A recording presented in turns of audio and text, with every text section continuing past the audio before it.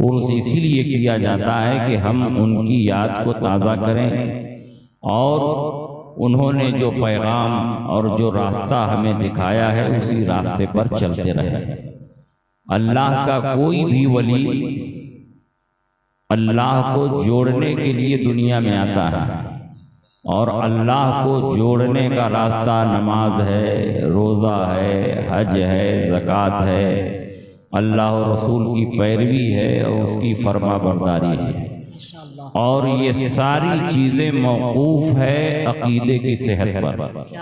अगर आपका अक़ीदा सही है तो आपका अमल भी रब की बारगाह में मकबूल होगा, और आपका अक़ीदा सही नहीं है तो लाख नमाजें पढ़ते रहें, रोज़ा रखते रहें, कुरान की तिलावत करते रहें, मस्जिद व मदरसा बनाते रहें, रब की बारगाह में आपका कोई अमल मकबूल नहीं है। इसलिए अक़ीदा सारे आमाल की बुनियाद है और तमाम आमाल सालेहा उसी अक़ीदे पर मुतफर्रे हैं। अक़ीदा क्या है?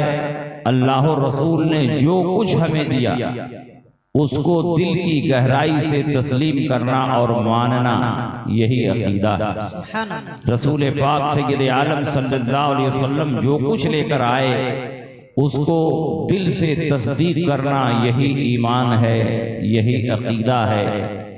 लेकिन आगे चल करके अक़ीदे में फसाद पैदा हुआ, बहुत सारे ग्रुप बने, बहुत सारी जमातें बनी और नए नए अक़ीदे गढ़कर दुनिया के मुसलमानों को गुमराह करने की कोशिशें करते रहे।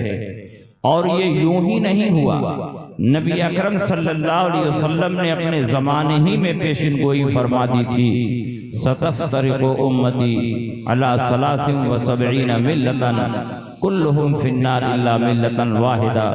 क़ालू मन हिया या रसूल अल्लाह? क़ाल मा अना अलैहि व अस्हाबी। मेरी उम्मत 73 फ़िरक़ों में बट जाएगी। यहाँ मेरी उम्मत फरमाया जा रहा है, इसमें यहूद और नसारा दाखिल नहीं है। नबी का कलमा पढ़ने वाले, अपने आप को उम्मते मुहम्मदिया में शुमार करने वाले 73 फ़िरक़ों में बटेंगे। 72 फ़िरक़ा जहन्नमी होगा, एक फ़िरक़ा जन्नती होगा। सहाबा ने पूछा, या रसूल अल्लाह 73 फ़िरक़ों में जब एक ही फ़िरक़ा जन्नती होगा तो हम कैसे पहचानेंगे कि वो जन्नती फ़िरक़ा कौन है? अल्लाह के नबी ने ये नहीं फरमाया जिसको देखो नमाजें बहुत पढ़ रहा है समझ जाओ कि ये जन्नती है, जिसको देखो रोज़ा बहुत रख रहा है समझ जाओ ये जन्नती है, जिसको देखो तिलावत बहुत कर रहा है समझ जाओ ये जन्नती है। बल्कि अल्लाह के नबी ने इरशाद फरमाया, मा अना अलैहि व अस्हाबी, जो मेरे तरीके पर हो, मेरे सहाबा के तरीके पर हो वो जन्नती है, और जो मेरे तरीके से अलग हो, सहाबा के तरीके से अलग हो, वो जहन्नमी है। नबी के तरीके को सुन्नत कहते हैं और सहाबा को जमाअत कहते हैं, और दोनों को मिलाओ तो अहले सुन्नत व जमाअत होता है। पता चला जो अहले सुन्नत व जमाअत के तरीके पर होगा वो जन्नती होगा, और जो अहले सुन्नत व जमाअत से अलग होगा वो जहन्नमी होगा। चाहे वो अपना नाम अहले कुरान रखे, चाहे वो अपना नाम अहले हदीस रखे, चाहे वो अपना नाम जमात इस्लामी रखे, चाहे वो अपना नाम अस्हाबुल अदल व तौहीद रखे। खूबसूरत टाइटल लगा लेने से कोई जमात हक पर नहीं हो सकती है। हक पर वही जमात होगी जो नबी की सुन्नत पर हो और सहाबा के तरीके पर। सुभान अल्लाह। नारे तकबीर, नारे रिसालत, मसलके आला हजरत, मुनाज़िर अहले सुन्नत, शम्सुल उलमा। अब आप बताएं, नबी अकरम सल्लल्लाहु अलैहि वसल्लम ने दो चीजें क्यों बयान की? मेरी सुन्नत पर हो और सहाबा के तरीके पर हो। सहाबा का तरीका नबी की सुन्नत से अलग नहीं था। जो नबी की सुन्नत है वही सहाबा का तरीका है, जो नबी का रास्ता है वही सहाबा का रास्ता है, जो नबी का तरीका है वही सहाबा का तरीका है। सहाबा ने अलग से कोई तरीका इजाद नहीं किया, सहाबा ने अलग कोई रास्ता नहीं अपनाया, बल्कि नबी अकरम सल्लल्लाहु अलैहि वसल्लम के तरीके पर चलते रहे, नबी की सुन्नतों पर चलते रहे। तो नबी अकरम सल्लल्लाहु सल्लल्लाहु अलैहि वसल्लम दो बातें क्यों बयान फरमा रहे हैं, मेरी सुन्नत पर हो और सहाबा के तरीके पर हो। सिर्फ इतना फरमा देते जो मेरी सुन्नत पर हो वो जन्नती है, या ये फरमा देते जो कुरान पर अमल करे वो जन्नती है, या ये फरमा देते जो हदीस पर अमल करे वो जन्नती है। लेकिन नबी ये नहीं फरमा रहे हैं, अपनी सुन्नत के साथ सहाबा के तरीके को लाजिम कर रहे हैं, क्योंकि खैरता नबी को मालूम था कि आखिरी दौर में कुछ बातिल जमातें पैदा होंगी जो सहाबा को छोड़कर नबी की सुन्नतों पर चलने का दावा करेंगी, सहाबा को छोड़कर कुरान पर अमल करने का दावा करेंगी, सहाबा को छोड़कर नबी की हदीसों पर चलने का दावा करेगी। और जब सहाबा को छोड़ दिया जाए तो कुरान पर भी अमल नहीं हो सकता, हदीस रसूल पर भी अमल नहीं हो सकता, नबी की सुन्नतों को भी नहीं पहचाना जा सकता, क्योंकि नबी की सुन्नतों को पहचान दिलाने वाले सहाबे कराम है। कुरान की मुतादिद हदीस आयतों में तदबीर पैदा करने वाले ये सहाबे कराम है। मुतादिद हदीसों में जब इख्तिलाफ हो तो तशरीह और तौज़ीह के जरिए हर हदीस को अपनी अपनी जगह पर मुंतबिक करने वाले ये सहाबे कराम है। जब तक सहाबा किसी हदीस की तशरीह न करें हम हदीस पर अमल नहीं कर सकते, जब तक सहाबा कुरान की आयतों की तफसीर न बयान करें हम कुरान की आयतों पर अमल न कर सकते। अल्लाह के नबी सय्यद आलम सल्लल्लाहु अलैहि वसल्लम ने अपनी सुन्नत के साथ सहाबा के तरीके को लाजिम किया कि जो सहाबा के रास्ते पर होगा वही सुन्नत के रास्ते पर है, वही कुरान के रास्ते पर है, वही हदीस के रास्ते पर है। और जिसने सहाबा को छोड़ दिया, सहाबा के दामन को छोड़ दिया, सहाबा के रास्ते को छोड़ दिया, सहाबा के अकीदे को छोड़ दिया, वो हकीकत में इस्लाम से हट गया, कुरान से हट गया, सुन्नत से हट गया, हदीस रसूल से हट गया। तो असल बुनियाद सहाबा का रास्ता है, सहाबा के रास्ते पर चलने वाला जन्नत की राह पर है, वही सही अकीदे के रास्ते पर है, वही नबी की सुन्नतों पर है। और जिसने सहाबा को छोड़ दिया उसने सबको छोड़ दिया। अल्लाह। अब आप बताइए कौन सहाबी के रास्ते पर चल रहा है, कौन सहाबे कराम के रास्ते पर चल रहा है। आज के दौर में सहाबा के रास्ते पर चलने वाली जमात का नाम अहले सुन्नत व जमात है, जिसकी पहचान आज के दौर में मसलके आला हजरत से होती है। जो सहाबा के रास्ते पर चलने वाली जमात है वो कोई और नहीं, हम अहले सुन्नत हैं, हम ही ओरिजिनल अहले सुन्नत हैं, जिनकी पहचान आज के दौर में मसलके आला हजरत से होती है। सुभान अल्लाह, सुभान अल्लाह। आइए हम एक दो हदीसों के जरिए समझाते चलें कि हम वाकई सहाबा के रास्ते पर। सहाबा नबी के गैब पर ईमान रखते थे, हम भी नबी के गैब पर ईमान रखते थे। सहाबा नबी की शफाअत पर ईमान रखते थे, हम भी नबी की शफाअत पर ईमान रखते हैं। सहाबा नबी के वसीले से दुआएं मांगते थे, हम भी अकीदा तवस्सुल से जुड़े हुए हैं। सहाबा ज़ियारत क़ुबूर को जाते थे, हम भी ज़ियारत क़ुबूर को जाते हैं। सहाबा इसाले सवाब करते थे, हम भी इसाले सवाब करते हैं। सहाबा दूर नजदीक से या रसूल अल्लाह कहकर पुकारते थे, हम भी दूर नजदीक से या रसूल अल्लाह कहकर पुकारते हैं। सहाबा नबी की ताज़ीम में खड़े होते थे, हम भी क़याम ताज़ीमी करते हैं। जो सहाबा का अकीदा है वही हमारा अकीदा है, जो सहाबा का तरीका है वही हमारा तरीका है। और नबी ने फरमा दिया है जो सहाबा के रास्ते पर होगा वही जन्नती है। तो जन्नती कोई और नहीं, हम अहले सुन्नत व जमात हैं, जिनकी पहचान आज के दौर में मसलके आला हजरत से होती है। सुभान अल्लाह, सुभान अल्लाह। अब आप अल्लाह या रसूल शामिल हो जाएं, शामिल हो जाएं। जिंदाबाद अल्लाह या रसूल माशाअल्लाह, सुभान अल्लाह। अब आप एक एक हदीस सुनिए, ज्यादा नहीं सुनाएंगे, एक एक हदीस सुनते चले जाइए। बुखारी शरीफ की ये हदीस बिल्कुल शुरू ही में, बुखारी शरीफ किताबुल वज़ू में ये हदीस मौजूद है। और इस हदीस के रावी हजरत अबू बकरा रज़ी अल्लाह ताला अन्हु, हजरत अबू बकरा मस्जिद नबवी शरीफ में नमाज पढ़ने के लिए गए और कभी कभी ऐसा होता है कि जब आदमी मस्जिद में जाता है तो देखता है इमाम साहब रुकू में जा चुके हैं, पीछे नमाज पढ़ने वाले सब रुकू में जा चुके हैं, तो आदमी सोचता है कि अगर वहां जाकर के नियत बांधूं तो जाते जाते कहीं इमाम साहब सर न उठा दे, मेरी एक निकात छूट न जाए। हजरत अबू बकरा के साथ यही हुआ।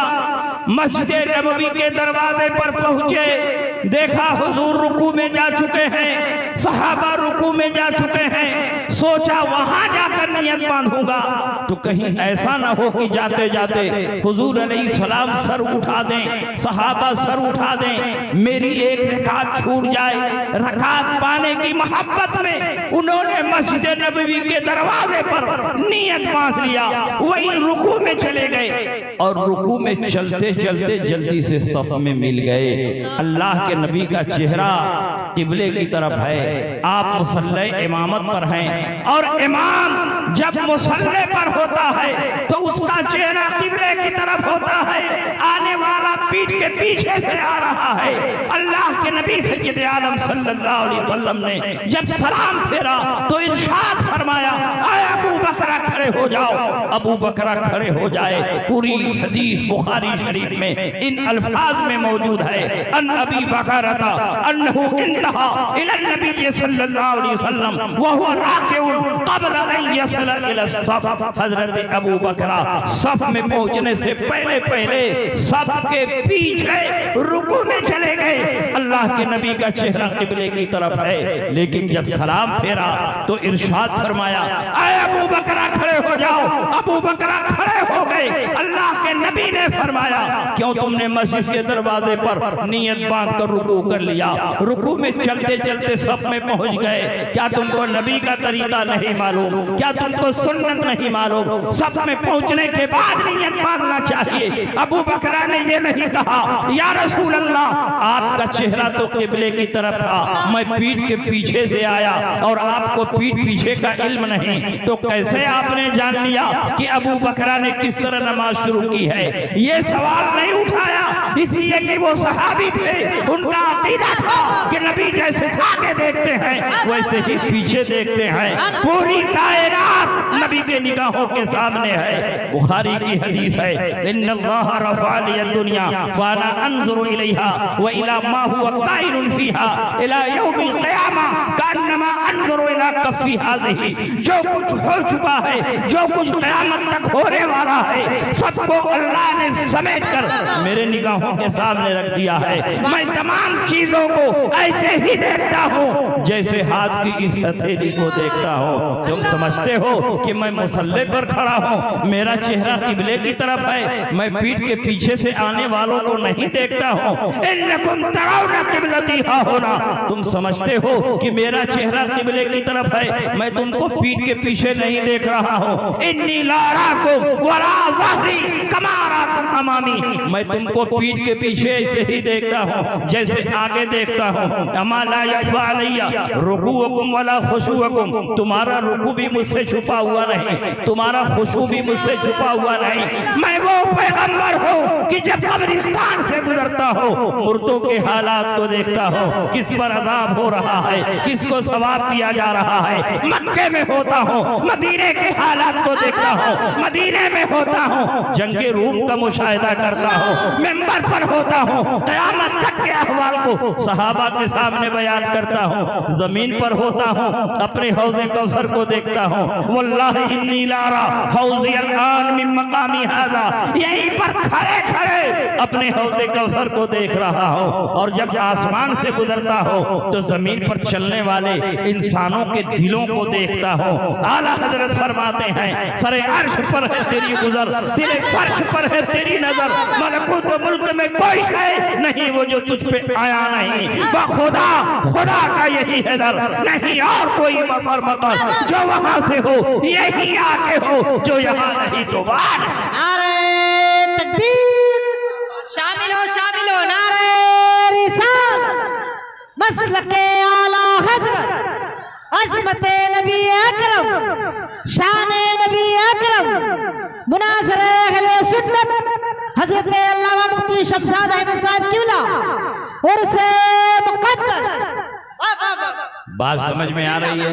बात सहाबा का अकीदा समझ में आ रहा है? तो हम बरेलवियों का अकीदा कोई नया अकीदा नहीं, 1400 साल के बाद गढ़ा हुआ अकीदा नहीं, क्या बात? आला हजरत ने कोई गढ़ा हुआ मसलक नहीं आपके सामने पेश किया है, बल्कि जो सहाबा का मसलक है वही आला हजरत का मसलक है, जो ताबईन का मसलक है वही आला हजरत का मसलक है, जो किताबों सुन्नत से साबित है वही आला हजरत का मसलक है। किसी भी मसले में आला हजरत इमाम अहमद रजा ने सहाबा और ताबईन की मुखालफत नहीं की, जो कुछ लिखा किताबों सुन्नत की रोशनी में लिखा। इसलिए ये कहना गलत नहीं है, 100% सही है कि मसलक आला हजरत सहाबा के मसलक का नाम है, मसलक आला हजरत ताबईन के मसलक का नाम है, मसलक आला हजरत गौस ख्वाजा के मसलक का नाम है, मसलक आला हजरत औलियाए कामिलीन के मसलक का नाम है। मसलक आला हजरत कोई नया मसलक नहीं, बल्कि सहाबा और ताबईन के मसलक का नाम मसलक आला हजरत। जिंदाबाद। और सुनिए, इल्म गैब पर हदीसें सुनाए तो बहुत हदीसें हैं। करम करम नवाजी। हमारा अकीदा ये भी है कि अल्लाह के नबी के वसीले से जो दुआ मांगी जाए वो रब की बारगाह में जल्दी कबूल हो जाए। जी बेशक बेशक। अल्लाह ताला किसी की दुआ कबूल करने का मोहताज नहीं, वो चाहे तो डायरेक्ट अता फरमा दे, वो किसी का मोहताज नहीं। अल्लाह ताला चाहे तो आसमान से आपको औलाद तबका कर दे, मगर औलाद देने का भी एक रास्ता उसने बनाया है, माँ बाप के वसीले से बच्चा मिलता है। नबी के वसीले से जो दुआ मांगी जाती है रब की बारगाह में कबूल होती है।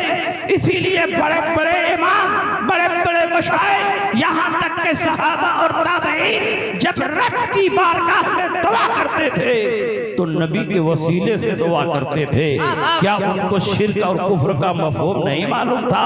सहाबा तो शिर्क से निकलकर इस्लाम में आए थे, उनसे अच्छा न कोई शिर्क समझ सकता है न कोई तौहीद समझ सकता है। मगर सहाबा कराम ने जब भी अपनी जरूरतें नबी की बारगाह में पेश की हैं तो नबी को सिफारिशी बनाकर अल्लाह की बारगाह में अपनी जरूरतों को पेश किया है। जो दुआएं मांगी हैं नबी को वसीला बनाकर दुआएं मांगी है। उन्हीं वसीला वाली हदीसों में से एक हदीस सुनिए, तिरमिजी शरीफ अबू दाऊद की ये हदीस है। इस हदीस के रावी उस्मान इब्ने हुनैफ हैं। वो फरमाते हैं कि नबी अकरम सल्लल्लाहु अलैहि वसल्लम सहाबा के मजमे में बैठे हुए हैं। अचानक एक नाबीना सहाबी, मादरजाद नाबीना सहाबी तशरीफ लाए और उन्होंने कहा, या रसूल अल्लाह, मेरे हक में दुआ फरमा दें कि परवरदिगारे आलम मेरी बीनाई को वापस कर दे। अल्लाह के नबी ने फरमाया, सब्र करो, तुम्हारे हक में यही बेहतर है, सब्र करोगे तो सवाब मिलेगा। सहाबी रसूल ने ज़बाने हाल से कहा, या रसूल अल्लाह, जब आपका दामन पकड़ लिया है तो सवाब की क्या कमी है? जब आपका कलमा पढ़ लिया है तो सवाब की क्या कमी है? जब आपकी गुलामी का पट्टा अपने गले में डाल चुका हूं तो सवाब की क्या कमी है? लेकिन मेरी तमन्ना है कि मेरी आंख रोशन हो जाए ताकि आपके जमाले जहां आरा का दीदार कर सकूं, आपके रूहे अनवर को देख सकूं। अल्लाह के नबी की बारगाह में कमी किस बात की है? हाथ जिस्म तो गनी कर दिया, मौजे पहरे सखावत पे लाखों सलाम। अल्लाह के नबी ने फरमाया, जाओ मस्जिद के कोने में खड़े हो जाओ और 2 रकात नमाज पढ़ो। नमाज के बाद मेरे वसीले से इस तरह दुआ मांगो, अल्लाहुम्मा इन्नी अस्अलुका व अतवज्जहु इलैका बिनबिय्यिका मुहम्मदिन नबिय्यिर रहमा इन्नी तवज्जहतु बिका इला रब्बी फी हाजती हाज़िही लितुक़ज़ा ली अल्लाहुम्मा फशफ़िउ फिया। ऐ अल्लाह, मैं तुझसे मांगता हूँ, तेरी तरफ मुतवज्जे हो उस नबी के वसीले से जिनको नबी रहमत बनाकर तूने दुनिया में मबूस फरमाया है। ऐ मेरे परवरदिगार, नबी ने मेरे बारे में जो दुआ की है, जो सिफारिश की है, ऐ मेरे परवरदिगार कबूल फरमा ले। मैं आपसे पूछना चाहता हूँ, नबी के वसीले से दुआ मांगना शिर्क होता तो नबी ऐसी दुआ की तालीम न देते। नबी के वसीले से दुआ मांगना शिर्क होता, कोई सहाबी नबी के वसीले से दुआ ना मांगता। नबी के वसीले से दुआ करना शिर्क होता तो ऐसी शिर्किया दुआ को परवरदिगार आलम कभी कबूल ना फरमाता। लेकिन सहाबा नबी के वसीले से दुआ मांग रहे हैं, ये तालीम खुद नबी दे रहे हैं। परवरदिगार आलम दुआ कबूल कर रहा है। हदीस के रावी फरमाते हैं, जैसे ही नबी के वसीले से उन्होंने दुआ की, फौरन उनकी आंख रोशन हो गई, उनकी आंखों में बीनाई वापस आ गई। गए थे तो नाबीना थे, वापिस आ रहे हैं तो बीनाई लेकर आ रहे हैं। आप जरा अंदाजा लगाओ, अल्लाह के नबी सय्यद आलम सल्लल्लाहु अलैहि वसल्लम को वसीला बनाने में कितनी बरकतें हैं, कितने हमारे फवाइद हैं। डायरेक्ट हम मांगेंगे, पता नहीं अल्लाह हमारी ज़बान को कबूल करे या न कबूल करे, लेकिन उस जात को हमने वसीला बना दिया है जो जात रब की बारगाह में मकबूल है। ला व रब्बिल अर्श, जिसको जो मिला उनसे मिला, पट्टी है कौनैन में नेमत रसूलुल्लाह की। जैसे ही नबी के वसीले से दुआ मांग रहे हैं, उनकी आंखें रोशन हो जाती हैं। पता चला सहाबे किराम का भी ये अकीदा था कि नबी के वसीले से दुआ मांगी जाए तो रब की बारगाह में कबूल होती है। अकीदा तवस्सुल में हम अलग नहीं हैं, सहाबा के साथ हैं। अकीदा इल्म गैब में हम अलग नहीं हैं, सहाबा के साथ में हैं। और अकीदा शफाअत में भी हम अलग नहीं हैं, बल्कि सहाबा के साथ। सुभान अल्लाह, सुभान अल्लाह। नारे तकबीर, नारे रिसालत, मसलके आला हज़रत।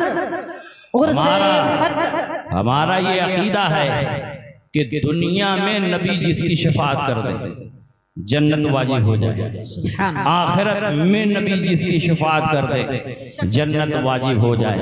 ऐसा नहीं कि नबी को दुनिया में शफाअत का इख्तियार नहीं, और ऐसा भी नहीं कि आखिरत में नबी को सिर्फ उनके बारे में शफाअत का इख्तियार है जिनके बारे में इजाजत मिल जाए। नबी अपनी मर्जी से किसी को जन्नत में नहीं भेज सकते। हमारा तो ये अकीदा है, दुनिया में जिसकी शफाअत कर दें उसके लिए जन्नत है, आखिरत में जिसकी शफाअत कर दें उसके लिए जन्नत है। लेकिन एक फिरका कहता है दुनिया में तो बिल्कुल शफाअत नहीं कर सकते, उनको शफाअत कोई पावर और इख्तियार ही नहीं है, और आखिरत में सिर्फ उनकी सिफारिश कर सकते हैं जिनके बारे में अल्लाह उनको शफाअत की इजाजत देगा।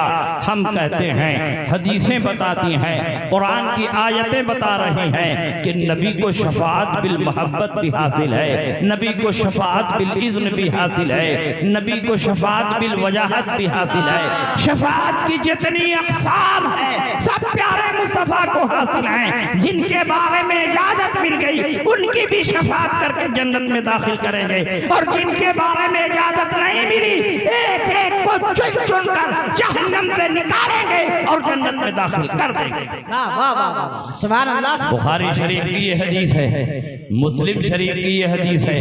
अल्लाह के नबी मेराज पर तशरीफ ले गए, अल्लाह ने नबी को शफाअत का दूल्हा बनाया, आपके सर पर शफाअत का ताज रखा, मनसबे शफाअत आपको अता फरमाया, शफाअत कुबरा का मनसब आपको दिया गया। नबी ने दुनिया में आकर ऐलान फरमाया, मेरी उम्मत के 70,000 अफराद बगैर हिसाबो किताब के जन्नत में जाएंगे।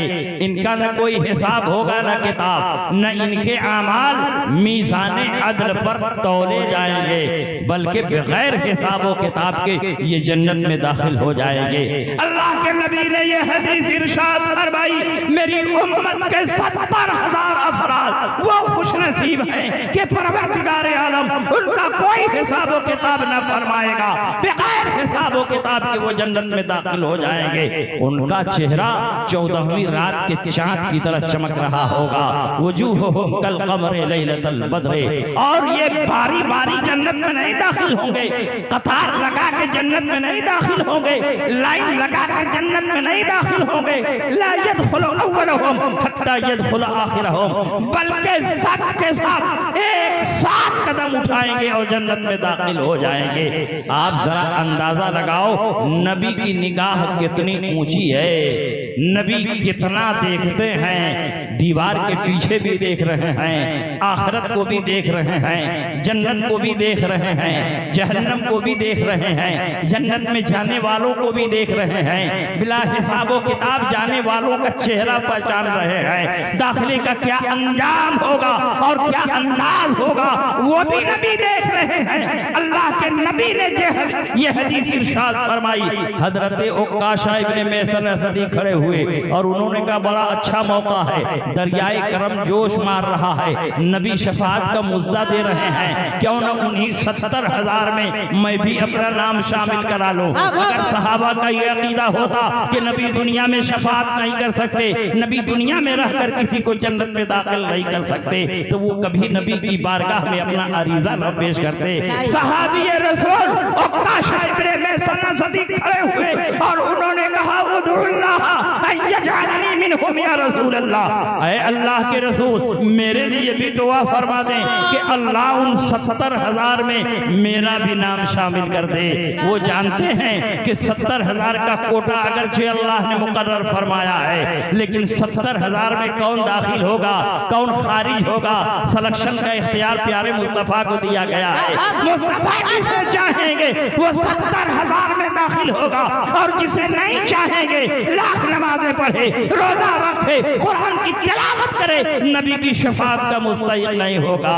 अकीदा कितना मजबूत है, और जब मजबूत अकीदे के साथ आदमी मांगता है तो उसको मिलता भी है, और कमजोर अकीदे के साथ मांगता है तो नहीं मिलता है। अल्लाह के नबी ने इरशाद फरमाया देर किस बात की है, तुम्हारी दुआ कबूल की गई, तुम्हारी गुजारिश कबूल की गई। अंता मिनहुम, जाओ उन 70,000 में तुम्हारा भी नाम शामिल कर दिया।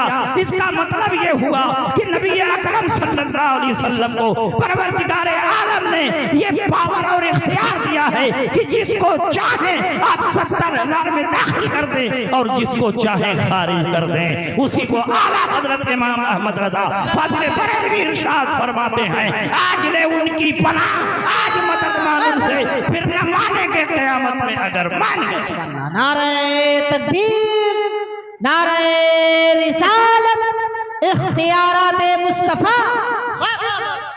अच्छा ये बताइए कि सहाबा में 10 सहाबा को अशरे मुबशरा कहते हैं कि नहीं कहते? वो 10 जिनको जन्नत का मुजदा मिला, ये कौन से सहाबा हैं? उनमें चारों खुलफाए राशिदीन, हजरत तलहा है, हजरत जुबैर है, साद है, सईद है। मैं आपसे पूछना चाहता कि अल्लाह के नबी ने इनको जन्नत की बशारत आखिरत में दी कि दुनिया में? अल्लाह दुनिया में, इसी मदीना में दी।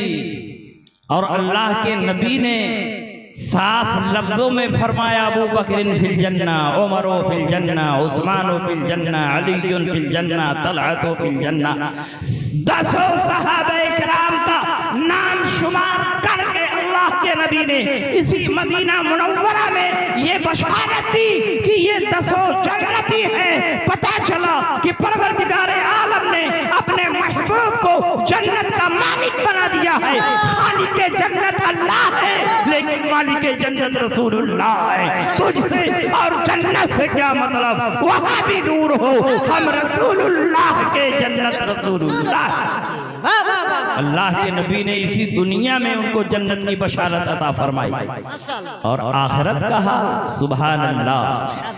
ये आयत करीमा उतरी बुखारी शरीफ किताब तफसीर में ये हदीस है, वलसौफ युतीका रब्बुका फतरदा। अनकरीब परवरदिगार आलम आपको इतना अता फरमाएगा कि आप राजी हो जाएंगे। लेकिन महबूब अल्लाह की रहमत पर मचल रहे हैं, मैं राजी ही नहीं हूँगा। अरे महबूब मैं और इतना दे दूंगा कि आप राजी हो जाएंगे, मैं राजी नहीं हूँगा। मैं और इतना अता फरमाऊंगा कि आप राजी हो जाएंगे, राजी नहीं होगा। कैसे राजी होंगे? वो वाहिदुम मिन उम्मती फिन्नार, बुखारी की हदीस बताती है, उस वक्त तक मैं राजी नहीं हूँगा जब तक मेरी उम्मत का एक एक फर्द जहन्नम से निकलकर जन्नत में दाखिल ना हो जाए। क्या ही ज़ौक़ अफ़ज़ा शफ़ाअत है तुम्हारी, वाह वाह कर्ज लेती है गुनाह परहेज़गारी। वाह नारे तकबीर, नारे रिसालत, इख्तियारात मुस्तफा, शान नबी अकरम, अस्मत नबी अकरम। अब आप बताइए, नबी के गैब पर कौन ईमान रखता है? अल्लाह। हम रखते हैं, इसलिए कि सहाबा रखते थे। नबी की शफाअत पर कौन ईमान रखता है? हम रखते हैं, इसलिए कि सहाबा रखते थे। अकीदे तवस्सुल पर कौन ईमान रखता है? हम रखते हैं, इसलिए कि सहाबा रखते थे। और सहाबा ज़ियारत क़ुबूर को भी जाते थे और हम भी ज़ियारत क़ुबूर को जाते हैं। सहाबा ईसाले सवाब करते थे और हम भी ईसाले सवाब करते हैं। और उर्स किसका नाम है? एक मखसूस तारीख में साहिबे कब्र की ज़ियारत करना और ईसाले सवाब करना, इसी का नाम उर्स है। अल्हम्दुलिल्लाह हम ज़ियारत क़ुबूर में भी सहाबा के साथ हैं और ईसाले सवाब में भी सहाबा के साथ। सुभान अल्लाह, सुभान अल्लाह। और सहाबा तो बाद में ज़ियारत क़ुबूर के लिए जाने लगे। सहाबा से पहले तो खुद रसूलुल्लाह सल्लल्लाहु अलैहि वसल्लम ज़ियारत क़ुबूर को तशरीफ़ ले गए। एक किताब है अल खसाइसुल कुबरा, माशाअल्लाह। इस किताब के मुसन्निफ अल्लामा जलालुद्दीन सुयूती रहमतुल्लाह अलैह, ये 10वीं सदी हिजरी के मुजद्दिद हैं और इन्होंने अलग अलग मौज़ूआत पर 1000 से ज्यादा किताबें लिखी। और अल्लामा जलालुद्दीन सयूती के बाद पूरी दुनिया में ऐसा कोई मुजद्दिद पैदा नहीं हुआ जिसने अलग अलग मौज़ूआत पर 1000 से ज्यादा किताबें लिखी हों। अगर वो कोई मुजद्दिद पैदा हुआ तो बरेली में पैदा हुआ, आला हज़रत इमाम अहमद रज़ा पैदा हुए। अल्लामा जलालुद्दीन सयूती के बाद तन्हा आला हज़रत इमाम अहमद रज़ा है।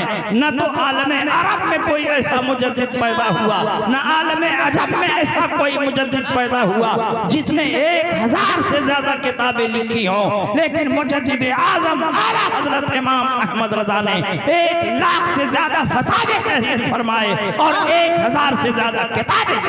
जिंदाबाद, जिंदाबाद। अल्लामा जलालुद्दीन सुयूती रहमतुल्लाह अलैह की ये किताब है अल खसाइसुल कुबरा। उसमें नबी अकरम सल्लल्लाहु अलैहि वसल्लम की खुसूसियात को बयान फरमाया।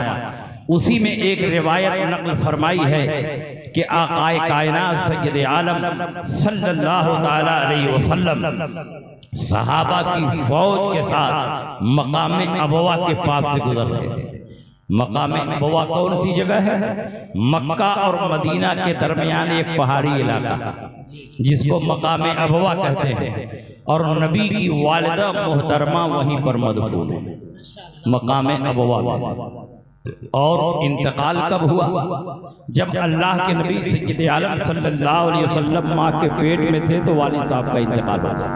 हजरत अब्दुल्ला का इंतकाल हो गया, मदीना मुनव्वरा में इंतकाल हुआ और वहीं पर मदफून हुए। उसके बाद अल्लाह के नबी पैदा हुए और 4-6 साल की उम्र को पहुंचते हैं तो आपकी वालिदा मोहतरमा ने सबसे पहला सफर मदीना मुनव्वरा का किया। और आपके साथ आपकी लौंडी उम्मे ऐमन है और हुजूर अकरम सल्लल्लाहु अलैहि वसल्लम है, जिनकी उम्र 5 और 6 साल के बीच में। सुभान अल्लाह। 2 माह मदीना मुनव्वरा में रहने के बाद अल्लाह के नबी सय्यद आलम सल्लल्लाहु अलैहि वसल्लम अपनी वालिदा मोहतरमा के साथ लौंडी उम्मे ऐमन के साथ मदीना मुनव्वरा से मक्का मुकर्रमा के लिए जब तशरीफ ला रहे थे तो बीच में आपकी वालिदा मोहतरमा की तबीयत खराब हो गई। मकाम अबवा में एक पहाड़ी जगह पर लेटी हुई हैं, बार बार आपके ऊपर गशी तारी हो रही है। हुजूर अकरम सल्लल्लाहु अलैहि वसल्लम सिरहाने बैठे हुए हैं। उम्मे ऐमन हैं कि हुजूर की वालिदा मोहतरमा को संभालने की कोशिशें कर रही हैं। एक बच्चा है और एक लौंडी है, दोनों मिलकर हजरत आमिना को को संभालने की कोशिशें कर रहे हैं, बार बार आप पर बेहोशी तारी हो रही है, लेकिन जब होश में आ रही हैं तो टकटकी बांध कर अपने बेटे के चेहरे को देख रही हैं। और उस वक्त जबकि आप दुनिया से रुखसत हो रही हैं, अपने बेटे के फज़ाइल और मनाक़िब में जो अशआर गुनगुना रही हैं, जरा आप अंदाजा लगाएं कि इससे उनका अकीदा क्या रहा होगा। बारकल्लाहु फीका मिन गुलामी व इन सहा मा बसरतु फिल मनामी फ अंत मबऊसुन इलल अनामी मिन इंदे ज़िल जलाली वल इकरामी। ऐ अल्लाह, तू इस बच्चे में बरकत नाज़िल फरमा। जो कुछ हमने ख्वाब में देखा है, अगर वो सच है और यकीनन सच है, तो उसी बुनियाद पर मैं ऐलान करती हूँ कि ये बच्चा पूरी कायनात के लिए खुदाए ज़ुल जलाले वल इकराम की तरफ से नबी और रसूल की हैसियत से आने वाला है। बताओ किसकी तरफ से ये बच्चा रसूल बनकर आ रहा है? जब आपकी वालिदा मोहतरमा दुनिया से जा रही हैं तो ज़बान पर किसका नाम है? बुतों का नाम नहीं है, लातो हुबल का नाम नहीं है, उज़्ज़ा और मनात का नाम नहीं है, मक्के में जिन बुतों की पूजा हो रही थी उनका नाम नहीं है। आदमी जब मरने लगता है तो उसी का नाम ज़बान पर आता है जिसकी वो पूजा दुनिया में करता है। लेकिन आपकी वालिदा मोहतरमा दुनिया से जा रही हैं, बारकल्लाह, अल्लाह का नाम ले रही हैं, मिन इंदे ज़िल जलाले वल इकरामी, खुदाए ज़ुल जलाले वल इकराम का नाम ले रहे हैं। ये इस बात की दलील है कि आपकी वालिदा मोहतरमा मुशरिका नहीं थी बल्कि मोमिना और मुवाहिदा थी। आपकी तौहीद पर इससे बढ़कर क्या दलील है कि दुनिया से रुखसत हो रही है, रूह निकलने वाली है, लेकिन आप अल्लाह का नाम ले रहे हैं, खुदाए ज़ुल जलाले वल इकराम का नाम। और अल्लाह या रसूल जिंदा जिंदाबाद जिंदाबाद अल्लाह। और जब आपका विसाल हो गया तो किस तरह मकामे अबवा में उनकी तदफीन हुई होगी, तारीख की किताबों में इसकी कोई तफसील नहीं मिलती। पहाड़ी इलाका है, एक छोटा सा बच्चा है और एक लौंडी उम्मे ऐमन, किस तरह उन्होंने तदफीन की होगी। बहरहाल तदफीन हुई और उम्मे ऐमन के साथ हुजूर अकरम सल्लल्लाहु अलैहि वसल्लम मक्का मुकर्रमा तशरीफ लाए और अपने दादा अब्दुल मुत्तलिब की परवरिश में चले गए। ऐलान नबूवत के बाद अल्लाह के नबी सय्यद आलम सल्लल्लाहु अलैहि वसल्लम सहाबा की फौज के साथ उसी मकाम अबवा के पास से गुजर रहे हैं और बचपन का सारा मंजर निगाहों के सामने रक्स करने लगता है। माँ का चेहरा है निगाहों के सामने, बार बार माँ पर गशी तारी हो रही है। जब होश में आती हैं तो बेटे के चेहरे को देखती हैं और अरबी में अशआर गुनगुनाती हैं। हुजूर अकरम सल्लल्लाहु अलैहि वसल्लम के पांव जमीन पर ठहर गए। आप आगे नहीं बढ़ रहे हैं, माँ की मोहब्बत आपके पांव की जंजीर बन जा रही है। हुजूर अकरम के दिल में माँ का चेहरा आ जा रहा है, माँ का तसव्वुर आ रहा है। अल्लाह के नबी के दिल में चाहत पैदा हुई कि माँ की कब्र पर हाजिरी दी जाए। वो कौन बेटा होगा जो माँ की कब्र के पास से गुजर रहा हो और उसके दिल में ये ख्याल ना पैदा हो कि माँ की कब्र पर हाजिरी दी जाए। नबी के दिल में ये शौक पैदा हुआ, नबी के दिल में ये चाहत पैदा हुई कि माँ की कब्र पर हाजिरी दी जाए। और जो नबी की चाहत होती है वही रब की मशीयत होती है। खुदा की रजा चाहते हैं दो आलम, खुदा चाहता है रज़ाए मोहम्मद। जिब्रील अमीन बारगाह मुस्तफा में नाजिल हो गए, कहा या रसूल अल्लाह, आपकी ख्वाहिश है कि माँ की कब्र पर हाजिरी दी जाए, आपके दिल की चाहत है कि माँ की कब्र पर तशरीफ ले जाया जाए, तो रब की बारगाह से आपको इजाजत मिल चुकी है, आप तशरीफ ले जाएं। और सिर्फ तशरीफ न ले जाएं बल्कि मैं आप आपको लेकर आपकी वालिदा मोहतरमा की कब्र पर पहुंच जाता हूँ। अल्लाह के नबी सैयद आलम सल्लल्लाहु अलैहि वसल्लम को लेकर जिब्रील अमीन चले, वालिदा मोहतरमा की कब्र के पास पहुंचाया और जिब्रील अमीन सिदरतुल मुंतहा के लिए रुखसत हो गए। अल्लाह के नबी ने चाहा कि अपनी माँ की कब्र के पास आ ही गया हूँ तो माँ के लिए दुआ कर दो। अभी दुआ का इरादा किया ही था, हाथ उठाए नहीं थे, हाथ उठाने का इरादा किया, जिब्रील अमीन दोबारा नाजिल हो गए। कहा या रसूल अल्लाह, परवरदिगारे आलम आपको हाथ उठाने की इजाजत नहीं देता। कुछ लोगों ने इसी रिवायत की बुनियाद पर यह नतीजा निकाला कि नबी की वालिदा काफिरा और मुशरिका थी, इसलिए नबी को हाथ उठाने से रोक दिया गया। मगर वजह यह नहीं है। अल्लामा जलालुद्दीन सुयूती ने आज से बहुत पहले, इमाम नववी ने कई सौ साल पहले अपनी किताबों में ये जवाब तहरीर फरमाया है कि वजह यह नहीं थी कि नबी की वालिदा काफिरा और मुशरिका थी, इसलिए नबी को हाथ उठाने से रोक दिया गया। अगर वजह ये रही होती तो नबी को कब्र तक जाने की इजाजत नहीं मिलती, क्योंकि मुशरिक के लिए अगर दुआ मांगना नाजायज़ व हराम है तो उसकी कब्र की ज़ियारत भी नाजायज़ व हराम है। वला तुसल्ली अला अहदिन मिनहुम माता अबदन वला तकुम अला कब्री, मुशरिकीन में से कोई मर जाए तो उनके कब्र के पास खड़े भी ना हो और उनकी नमाज जनाजा भी ना पढ़ो। लेकिन नबी को कब्र के पास जाने की इजाजत मिल रही है और हाथ उठाने की इजाजत नहीं मिल रही है। अपने दौर के अजीम मुहक्किक अल्लामा जलालुद्दीन सुयूती उसी अल खसाइस कुबरा में लिखते हैं, इमाम नववी जो शाफई मुहक्किक है वो शरह मुस्लिम में तहरीर फरमाते हैं कि वजह यह नहीं कि नबी की वालिदा काफिरा और मुशरिका थी, बल्कि वजह यह थी कि ये इस्लाम का इब्तिदाई दौर था। हर जहां जानिब सरकार के दुश्मन फैले हुए थे। मक्का का चप्पा चप्पा गोशा गोशा नबी के खून का प्यासा था। अगर नबी अपनी माँ की कब्र के पास खड़े होकर हाथ उठाते तो मुखालिफिन प्रोपेगेंडा करते कि नबी की माँ उस वक्त बख्शी गई जब बेटे ने गिड़गिड़ाकर खुदा से दुआ की।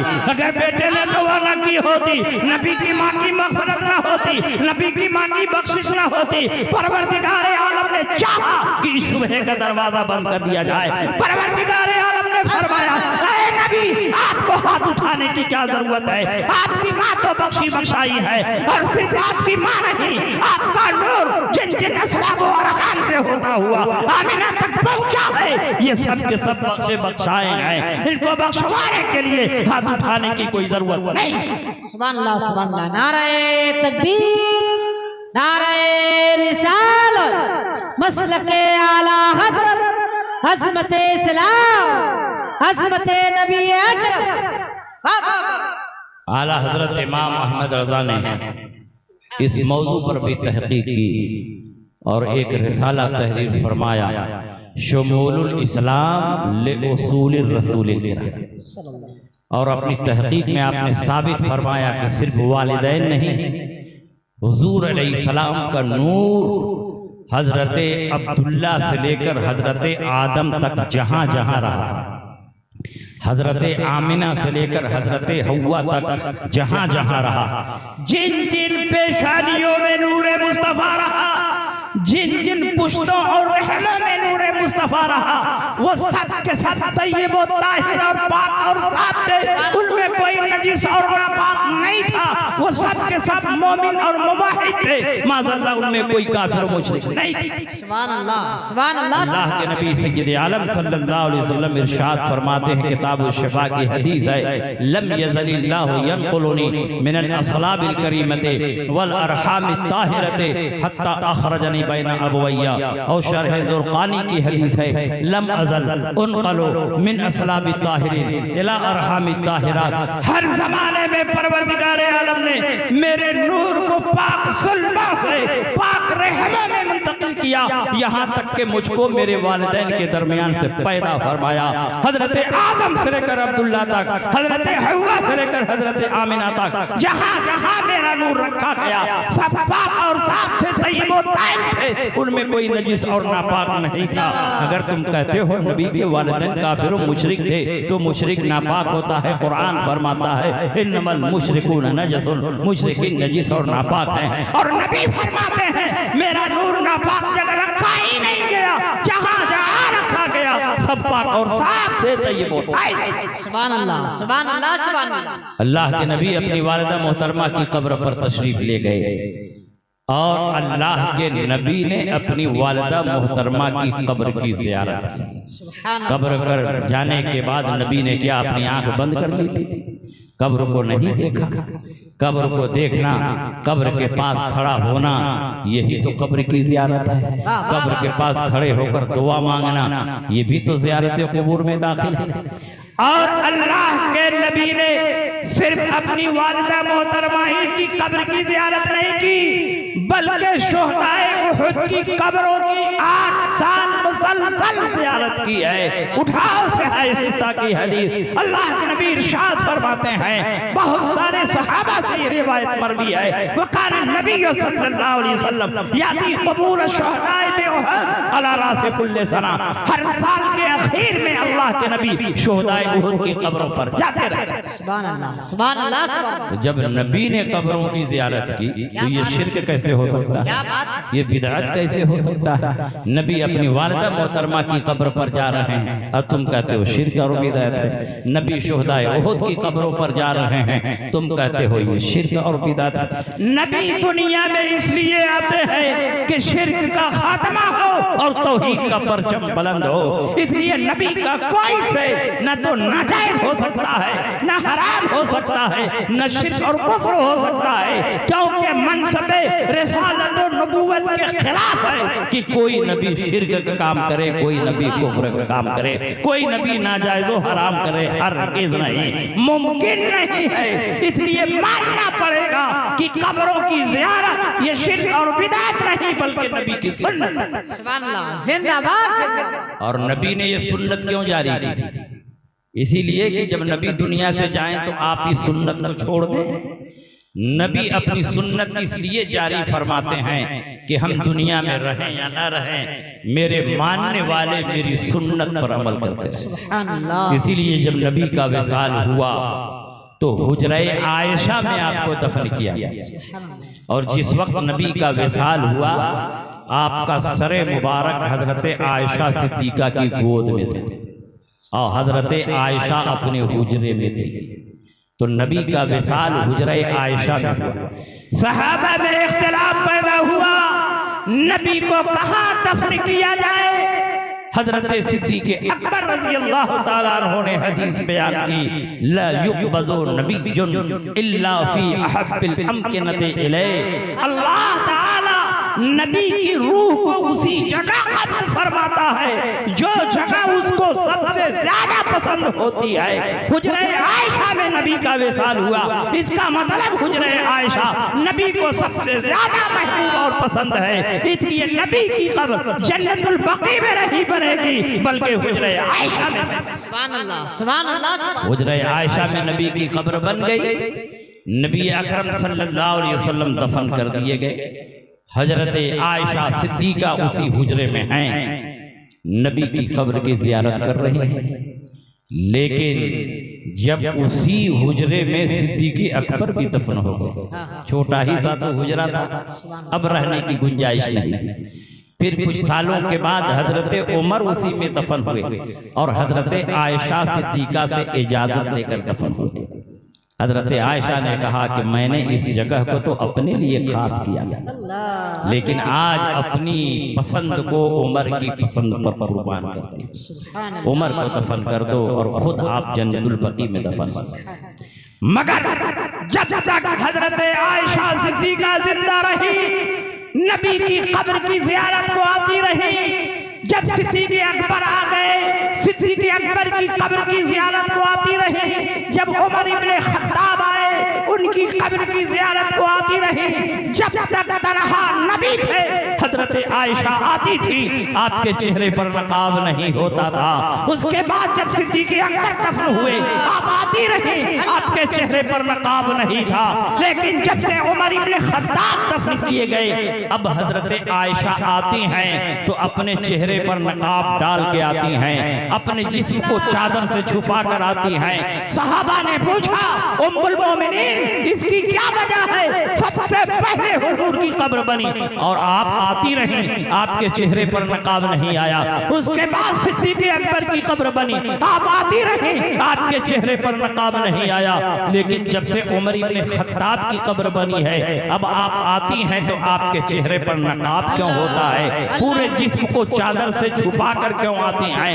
हजरत आयशा सिद्दीक़ा का जवाब सुनो और मसलक आला हजरत की हक़ानियत को अपने माथे की निगाहों से देखो। हजरत आयशा फरमाती हैं, सबसे पहले हुजूर की कब्र बनी, हुजूर मेरे शौहर हैं, अपने शौहर से पर्दा नहीं होता। उसके बाद सिद्दीक़ अकबर की कब्र बनी, सिद्दीक़ अकबर मेरे बाप हैं, अपने बाप से भी कोई पर्दा नहीं होता। लेकिन जब से उमर इब्न खत्ताब की कब्र बनी है, अब मैं आती हूँ तो अपने चेहरे पर नकाब डाल के आती हूँ, पूरे जिस्म को चादर से छुपा कर आती हूँ।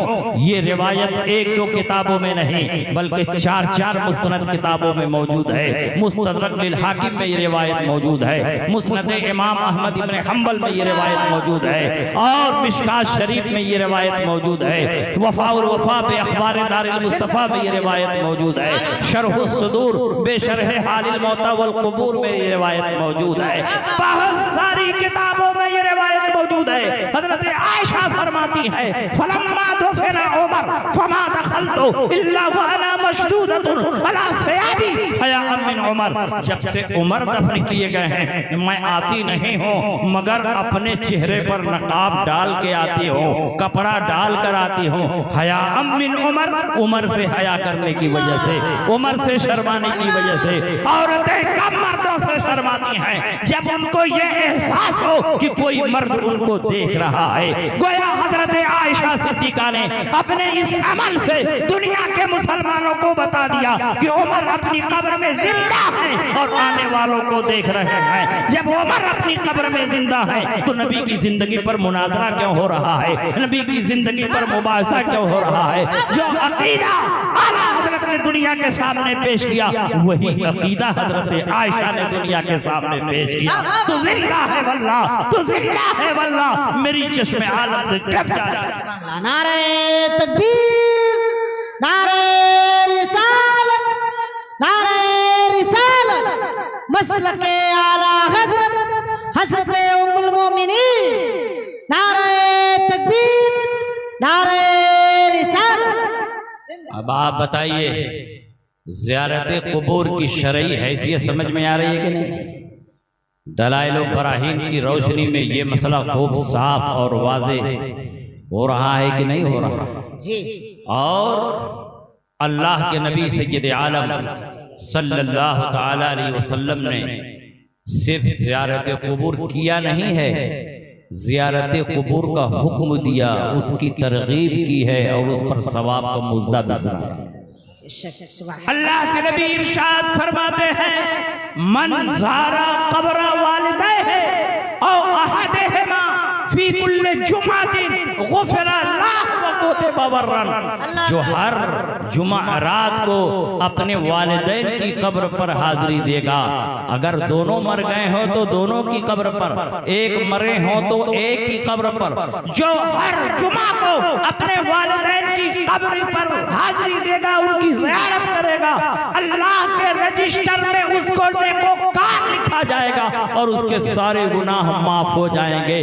जब वालिदैन की कब्र पर जाने की ये फजीलत है तो नबी की कब्र पर जाने की क्या फजीलत होगी?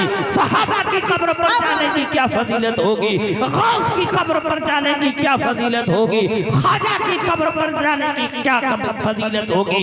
1400 साल से ज़ियारत क़ुबूर का ये सिलसिला चल रहा है। किसी ने नाजायज़ व हराम नहीं कहा, लेकिन 1400 साल के बाद कुछ लोग पैदा हुए और उन्होंने ज़ियारत क़ुबूर को नाजायज़ व हराम किया। आप जरा अंदाजा लगाओ किस तरह आपका मसलक मजबूत और मुस्तहकम। और सुनिए, अल्लाह के नबी सय्यद आलम सल्लल्लाहु अलैहि वसल्लम इरशाद फरमाते हैं, इमाम इब्नुल हुमाम फ़िक़्ह हनफ़ी के बहुत मजबूत इमाम, उन्होंने अपनी किताब फतहुल क़दीर में ईसाले सवाब का एक लंबा चौड़ा चैप्टर नकल किया है, बयान किया है। उसमें बहुत सारी हदीसें भी नकल की हैं। सारे फुक़हा ने ईसाले सवाब का बाब बांधा है। खुद मिशकात शरीफ में ज़ियारत क़ुबूर का भी बयान है, ईसाले सवाब का भी बयान। उसमें एक मुख्तसर हदीस ये है, मन मर्रा अलल मकाबिर व क़रा कुल हुवल्लाहु अहद 11 मर्रतन सुम्मा वहबा अजरहा लिल अमवात उतिया मिनल अजर बिअददिल अमवात। जो किसी आम कब्रिस्तान से गुजरे और 11 मरतबा कुल हुवल्लाह शरीफ पढ़कर उसका सवाब मुर्दों को बख्शे तो उस कब्रिस्तान में जितने मुर्दे लेटे हैं उनकी तादाद के बराबर इसको भी सवाब दिया जाएगा। मैं आपसे पूछना चाहता हूँ, अमल कितना मुख्तसर है। कुल हुवल्लाहु अहद पढ़ने में कितना टाइम लगेगा? 11 मरतबा पढ़ा तो 11 मिनट भी नहीं लगेगा, लेकिन सवाब कितना है। उस कब्रिस्तान में जितने मुर्दे लेटे हैं उनकी तादाद के बराबर इसको सवाब दिया जाएगा। कब्रिस्तान में कितने मुर्दे लेटे हैं, क्या आप उसकी काउंटिंग कर सकते हैं? उसको शुमार कर सकते हैं? क़यामत तक कितने मुर्दे लेटेंगे, क्या आप उसको जानते हैं? नहीं। मतलब ये कि अमल मुख्तसर है और उसका सवाब इतना ज्यादा है कि अगर तुम शुमार करना चाहो तो उसके सवाब को शुमार नहीं कर सकते। इस हदीस ने बता दिया कि कब्रों पर जाना भी जायज है और मुर्दों को सवाब पहुंचाना। सुभान अल्लाह, सुभान अल्लाह, नारे अल्लाह अकबर। या रसूल अल्लाह, शामिल हो जाएं, शामिल हो जाएं। जिंदाबाद, जिंदाबाद,